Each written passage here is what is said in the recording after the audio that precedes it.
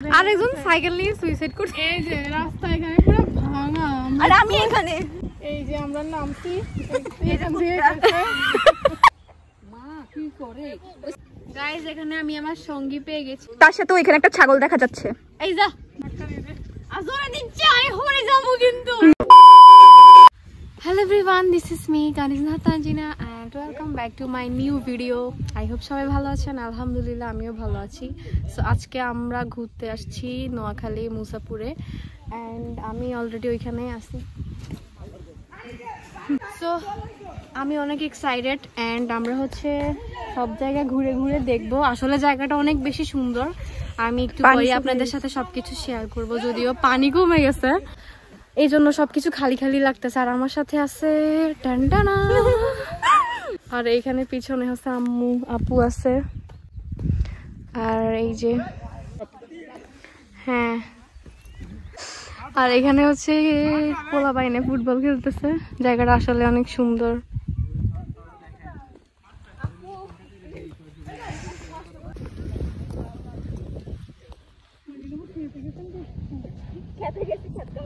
আমরা এই পাশে ঘোরাঘুরি করছি, এখন হচ্ছে এইদিকে নদীর সাইডে আসছি।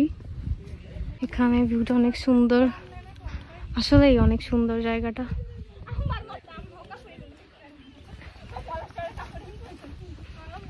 আর এখানে আমার আম্মু ভিউ এনজয় করতেছে। হায় হায়, পানি নাই পানি নাই,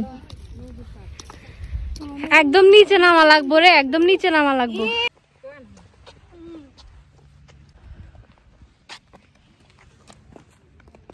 আমি এদিকে আসো, এদিক থেকে তো ভালো লাগতেছে।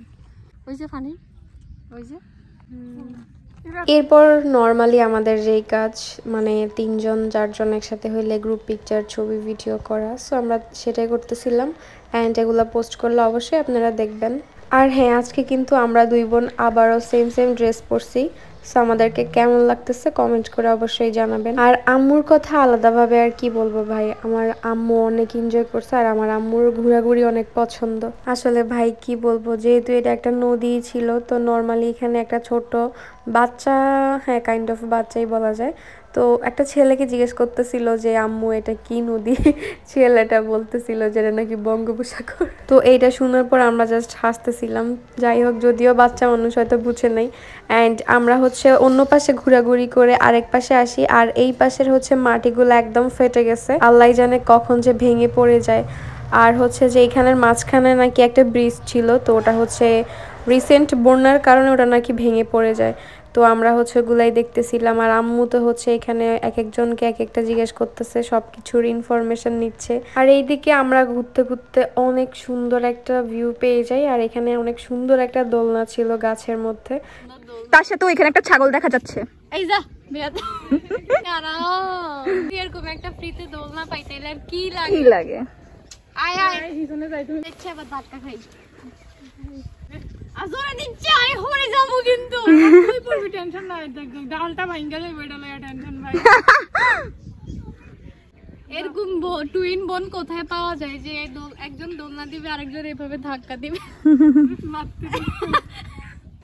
আর এইখানে তো হচ্ছে তামান্না আপু আর রিবিন আপু ছবি তোলা নিয়ে ব্যস্ত, আর আমি তো মনে ওই দিন খুব কমই ছবি তুলছি।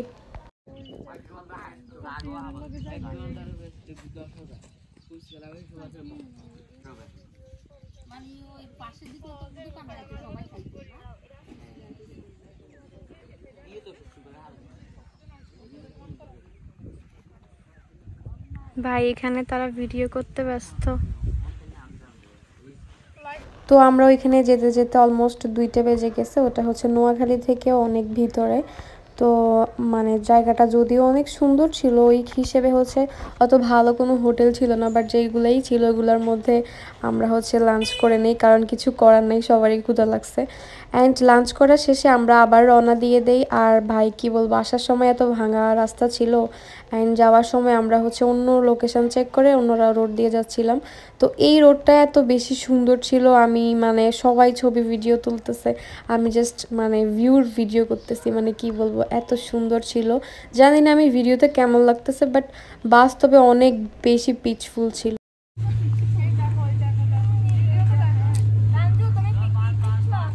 না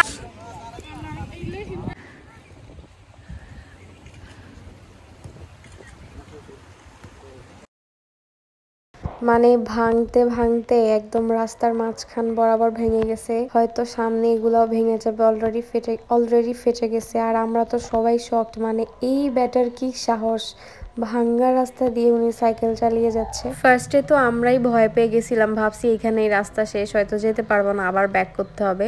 তো পরে হচ্ছে সবাই বলতেছিল যে নিচে দিয়ে যাওয়ার একটা ওয়ে আছে, দেন অনেক কষ্টে ভাই আল্লাহ আল্লাহ করতে এটা বার করছি। মানে ভাই আমাদেরকে দেখলেই বোঝা যায় কতটা বেয়াদব আমরা, সিরিয়াস মোমেন্টেও আমরা হাসি। আল্লাহ রিবিন তার সাথে তামান্নাপুর গলা ভাঙি গেছে। এই গাড়ির কিছু হলে গাড়ির ভিতরে তো টিয়া জুতা শেষ।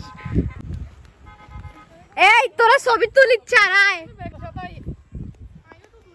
আর ভাই ফাইনালি নতুন একটা এক্সপিরিয়েন্সের ব্লগ আমি শেয়ার করলাম তোমাদের সাথে। অ্যান্ড আমার কাছে আর ক্লিপ নেই যেহেতু, সো আমি ব্লগটা এখানে শেষ করছি। আর আমাদের ঘুরে ঘুরিটাও এখানে শেষ। সবাই ভালো থাকবে, সুস্থ থাকবে এবং আমার জন্য দোয়া করবে। আল্লাহ হাফেজ।